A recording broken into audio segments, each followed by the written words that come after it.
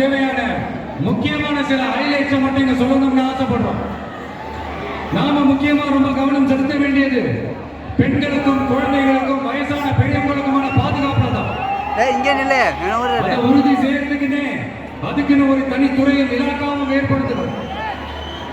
இன்னொரு முக்கியமான பாயிண்ட், ஏற்றத்தாழ்வு இல்லாத கல்வி, மருத்துவ வசதி, நல்ல குடிநீர் எல்லாத்தையும் எல்லாருக்கும் சமமாக கிடைக்க செய்யணும். அதுக்கு தனி கவனம் செலுத்தி அனைத்து மக்களோட அடிப்படை உரிமையாக.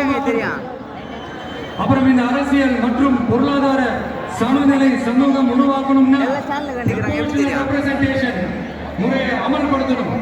அதுக்கு பல மாநிலங்கள்ல பல வருஷ கோரிக்கையா இருக்கிற காஸ்ட் சென்சஸ் நடத்தணும். அப்பதான் எல்லாருக்கும் எல்லாம் சரியா சமமா கிடைக்கும். அதுதான் சரியான சமூக நீதிக்கான அணுகுமுறையாகவும் இருக்கும். அப்புறம் இன்னொரு முக்கியமான பாயிண்ட், இது ஒரு அரசியல் அணுகுண்டு. Political bomb. மக்களோட மக்களா நாம இனிமே களத்துல தொடர்ந்து நிக்க போறோம். அது மட்டும் இல்லாம தமிழ்நாட்டில் இருக்கிற ஒரு வீடு கூட விடாம ஒவ்வொரு வீட்லயும் உண்மையா உயிரா உணர்வா உறவா நாம இருக்கும். அவங்களோட ஆசீர்வாதத்தாலையும் அவங்க ஆதரவாலையும் நம்மள சிங்கிள் மெஜாரிட்டியோட ஜெயித்து வைப்பாங்க.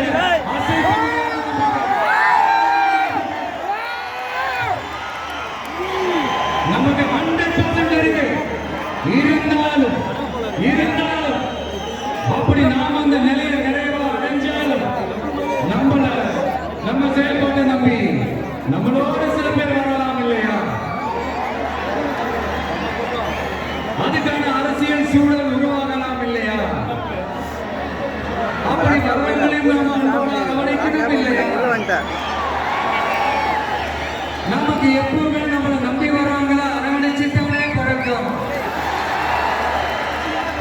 அதனால நம்மளை நம்பி நம்மளோட களம்